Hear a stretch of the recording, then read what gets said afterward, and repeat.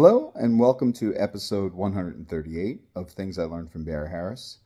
And today I thought we would tackle using some of Barry's scales of chords to create a chord melody. And the one that we'll look at today, or the tune that we'll look at today, is There Will Never Be Another You, which is in the key of E flat. And we'll just take a look at the very first couple of bars. And this is the kind of stuff that we look at over at Open Studio Pro for our daily classes, and they're really, I can't tell you, they're invaluable. They're just incredible, and we have so much fun over there. Anyway, it's definitely worth looking into and checking out. I'll leave a link in the description. So let's talk about the beginning of this tune. The melody starts on the 5th of E flat, but that's actually really a pickup. So that's kind of like a dominant chord at first. So we'll start the melody from the C.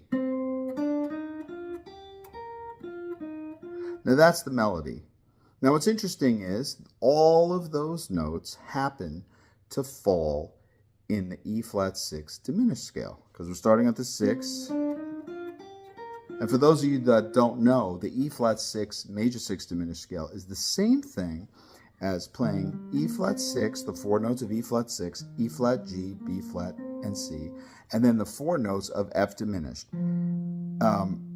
F, A flat, B, and D. And when you put those 4 notes of E flat 6 and 4 notes of F diminished together, you get this beautiful scale.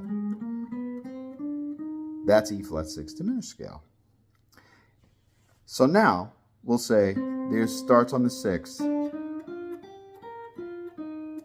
Now what we're going to do is, let's say, a guitar player's point of view a lot of times is from drop 2s. So usually how we play it is we say, let's put the melody on the top of our drop 2. So for those of you that don't know, the drop 2 is, for us, is 4 consecutive strings.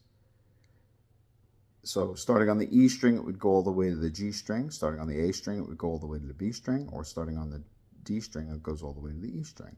So we have to learn our E flat 6 diminished. So there's E flat 6, there's diminished, there's E flat 6, there's diminished, E flat 6, diminished again, E flat 6, diminished again. That would be at just 1 octave. Now the melody happens to say, so let's see, it says, so it skips a diminished there, then back again. Now it changes chord, that next chord, D minor 7 flat 5, but it's really, we know as Barry people, a minor 7 flat 5 is really a F minor 6. It's really F minor 6. But let's take that drop 2s.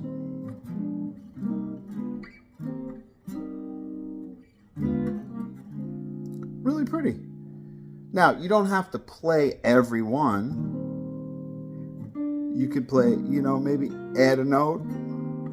Or Barry used to like to do this thing where instead of playing the full diminished, he would say, practice it this way, where you play a 6, and every time you play the diminished, play the lower note, the lowest note, and the highest note of the drop 2 of the diminishes, which ends up being a 10th.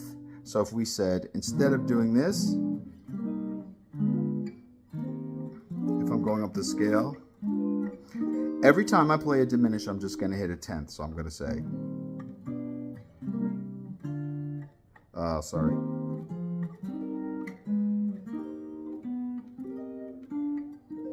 Those are really pretty. So we could do that with the melody. We could say,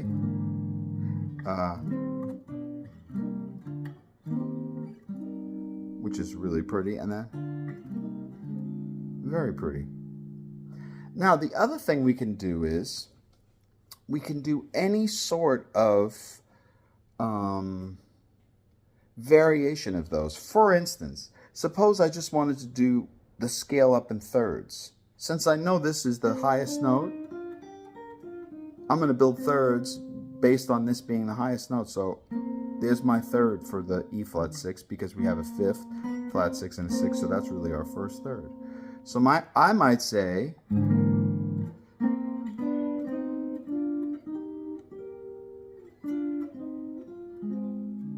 that's pretty just in thirds. Or maybe I'll say, let's do Thomas refers to as shell voice, but I call broken drop 2, which is just taking your normal drop 2, let's say, and either playing the 3 notes on the bottom or the 3 notes on the top. But in this case, let's play the 3 notes on the bottom. So here's our normal E flat 6 drop 2, but let's just play just the first 3 strings. So we're going to play the A string, the D string, and the G string. So now we could say, we'll say,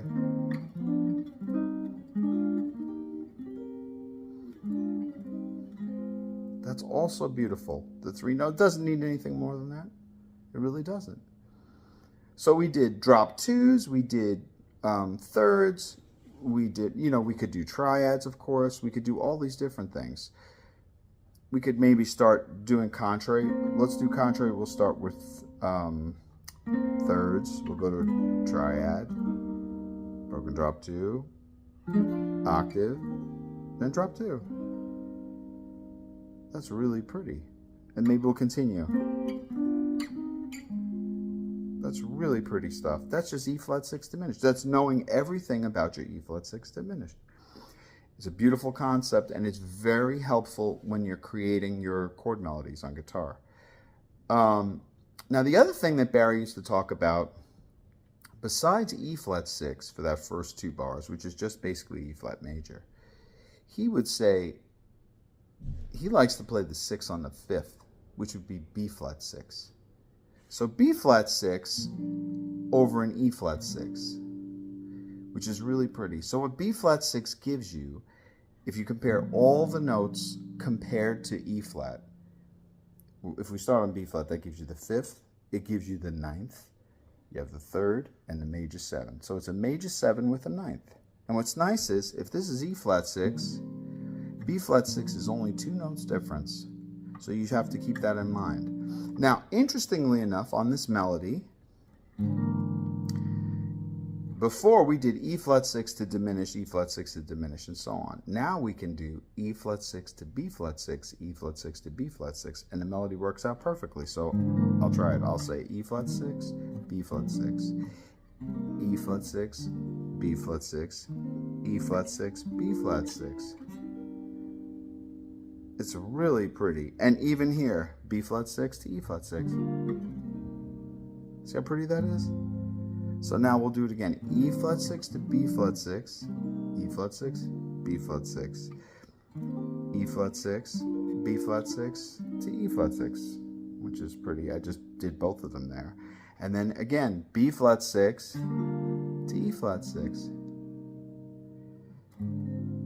I love that sound. It's a beautiful sound. So B flat 6 to E flat 6 works at the beginning of that. So I think the point of it is, sometimes we practice these scales of chords and we'll play them up and down, and we practice them in the normal keys like C and G. But we also have to know them in different keys like E flat. E flat's a very common key for jazz standards. You have to know them in A flat. I mean, you're really supposed to know everything in all 12 keys. But the thing is, for myself, I know I don't practice things unless I have a song that is relatable to the key that I'm working on. So I have to really, for myself, I need that as motivation to practice. So now everybody who's watching this has motivation to practice E flat 6 diminished scale and B flat 6. It's really pretty. All the little different things with it too. I mean, it's endless. It's endless. So the concept behind it, it becomes, and again, I brought it up before, but at the open studio class, what's beautiful is everybody got a chance to play the beginning of There Will Never Be Another You. And everybody did something different. But we're all speaking the same language, meaning the 6 diminished. But we all did something different. And that's what I feel like makes Barry's method really special. It's not like, okay, here's the exact drop 2s that I want you to play for a chord melody. No, it's limitless. It's anything you want it to be. Not everything has to be a drop 2. That's another thing that we have to think about as guitar players. Not everything has to be drop 2. Some of these little 3-note things are so pretty. Listen to that. That's perfect. You don't need anything more than that. That's perfect. Same thing. I mean, drop 2s are pretty too, but I would have never thought to play E flat 6 to B flat 6. I love that sound. So anyway, I just wanted to make this little short video to discuss different ways to use Barry's scales of chords when composing a chord melody. Until next time.